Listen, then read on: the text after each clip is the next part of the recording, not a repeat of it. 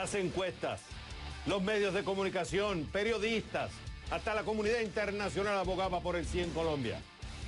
Pero los colombianos, los votantes colombianos dijeron no al acuerdo alcanzado por el gobierno de la FARC. ¿Por qué ganó el no y no el sí? Lo preguntamos. El pasado domingo, colombianos fueron a las urnas. Se decía que el sí iba a ganar. Tú escuchabas a los analistas, va a ganar el sí. Ves las encuestas en Colombia, daba por encima del 60% que iba a ganar el sí. Escuchabas a periodistas en las comunicaciones y decían que iba a ganar el sí. Medios de comunicación se les veía que estaban tomando una posición por el sí. Ganó el no. Y estamos viendo que ya es otra equivocación grande. Incluso la comunidad internacional fue hasta Cartagena apoyando un acuerdo de paz sin todavía haberle preguntado a los colombianos si estaban de acuerdo o no con ese acuerdo entre el gobierno y la guerrilla la FARC firmado en La Habana, Cuba. Es otro error grande. Ya pasó con el Brexit en Europa. Analistas, políticos decían no, que los británicos no se van a salir de la Unión Europea. Los medios de comunicación, hasta la saciedad, decían que no, no se van a salir, no se van a salir. Resultado, los británicos dijeron, oye, escúchame a mí primero. Resultado, deciden no salirse. Y ahora pasó con los colombianos. Entonces la pregunta es, ¿dónde estuvo el error? ¿Dónde estuvo el error? ¿Que será que había una agenda que se quería que se llevara el sí? ¿No se escuchó a la gente como se tiene que estar escuchando? Primero escuchar y después tomar una... y después entonces reportar o decir lo que se dice. ¿Por qué ganó el no y no el sí? Eso es lo que quiero preguntar. Y para eso tengo dos invitados. A Luis Fernando Velasco, él es del sí, que apoyó el sí, y Daniel Cabrales, senador colombiano también, que apoyó el no. Gracias a ambos por estar con nosotros. Ok, Luis Fernando Velasco, apoyaste el sí. ¿Qué pasó? ¿Por qué ganó el no y no el sí? Xavier, buenas noches. Sí, efectivamente creo que fueron las sumas de muchos factores. Primero, creo que el gobierno fue un poco arrogante con el manejo del proceso de paz. Capturó el proceso, no permitió la entrada de otros actores que pudieran hacer aportes al propio proceso. Jugamos a polarizar y la gente fue tomando sus ideas, sus conceptos, una campaña inteligente, evidentemente, pues tan inteligente que ganó como la del no, supo vender imágenes, supo conectarse con la gente, un gobierno que en los días anteriores a este plebiscito cometió unos errores terribles, se enfrentó con la comunidad religiosa de nuestro país, se enfrentó con los cristianos, con los católicos,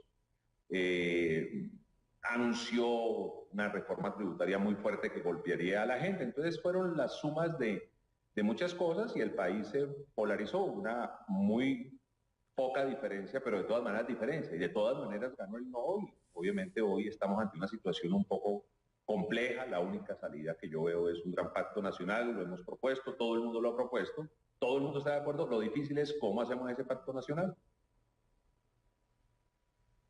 Hay y es un punto importante, hubo una abstención de más del 60%, o sea, no todos los colombianos votaron, pero esos que votaron, entre creo que 33 a 38%, decidieron por el no que por el sí. Ahora, yo escucho muchos argumentos que dicen que la culpa fue del gobierno en su campaña mediática, que se subestimó, exceso de confianza, pero ¿no será que había un elemento unificador en los colombianos, que a pesar de todo el bombardeo publicitario de los analistas, de los periodistas, los medios de comunicación, hasta la comunidad internacional diciendo, ustedes la normativa es, colombianos tienen que votar por el sí, el colombiano de la calle decía, es que nosotros no confiamos en la FARC. Había un elemento unificador, la desconfianza de la FARC. ¿Eso no lo pensó el gobierno en ese momento? Pues es evidente que hay una desconfianza, ¿no? Y hay una desconfianza, a pesar de que las FARC en los últimos días trató de acercarse un poco más a los ciudadanos. Por primera vez pidió perdón, creo que la pedida de perdón fue muy tarde, pidió perdón a las víctimas y evidentemente hay todo un dolor reprimido. Ahora es importante que se haga este análisis. Las zonas más golpeadas por la violencia votaron mayoritariamente por el sí.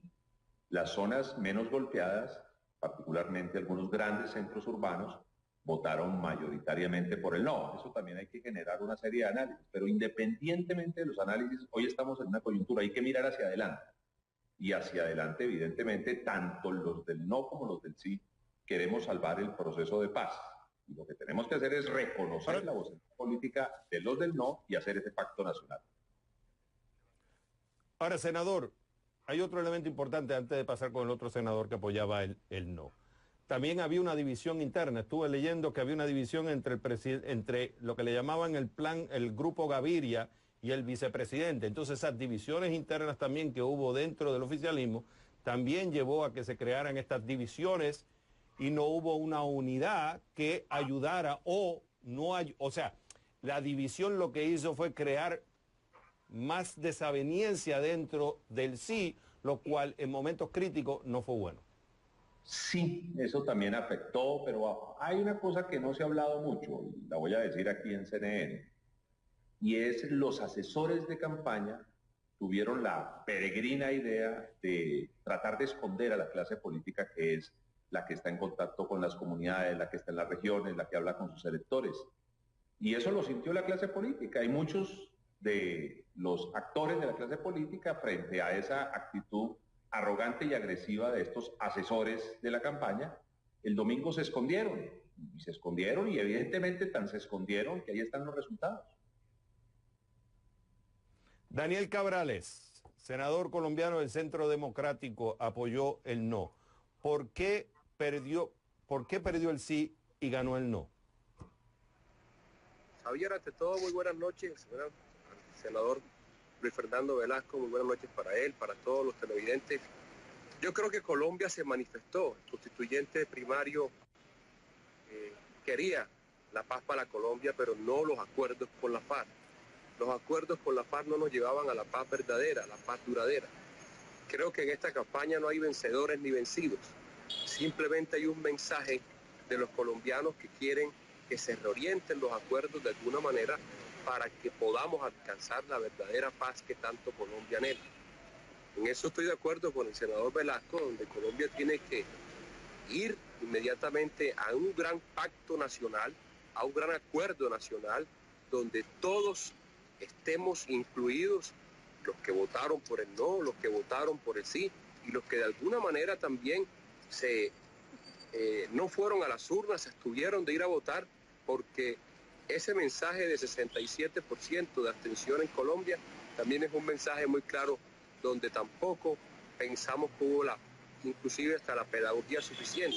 No tuvimos las garantías para que Colombia supiera lo que había en esos acuerdos, pero bueno, hoy Colombia se manifestó, Colombia votó no, los acuerdos tienen que renegociarse, la mesa tiene que mantenerse y de alguna manera en un gran pacto nacional debemos estar todos incluidos para que Colombia gane.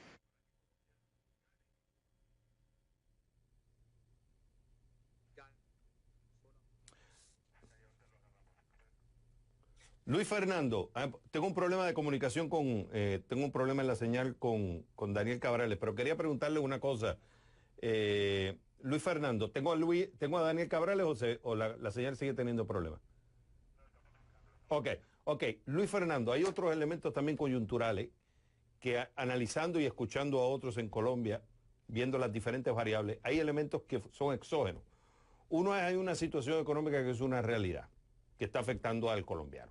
Hay una desaceleración económica, ha habido una caída en los ingresos considerable por la dependencia en petróleo, que son problemas estructurales, no necesariamente la administración actual, pero hay otro elemento que no consideraba ninguno de los dos, o sea, tanto el sí como el no, que es el huracán Andrew, el evento natural. O sea, aquí estuve viendo gente que estaba hablando que el Caribe colombiano se vio afectado y por tanto mucha gente que en el Caribe colombiano se consideraba que había más gente apoyando el sí, no fue a votar debido al efecto del huracán Matthew. Sí, eso es una cosa completamente cierta. Los sondeos señalaban con claridad lo que luego se comprobó. Las zonas de mayor apoyo al sí eran la región pacífica de Colombia, que evidentemente votó, y la región Caribe y Bogotá. Eran las zonas de más fuerte apoyo al sí.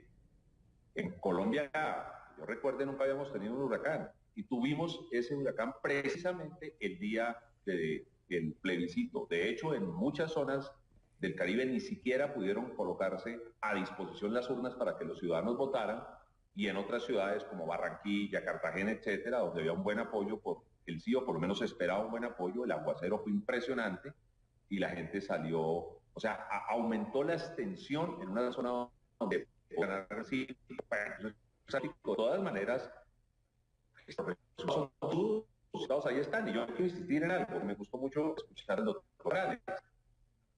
Tal como en sí no queremos volver a la guerra. Entonces, si los dos estamos de acuerdo en eso, pues tenemos que hacer algo para no volver a la guerra, y eso se llama pacto nacional.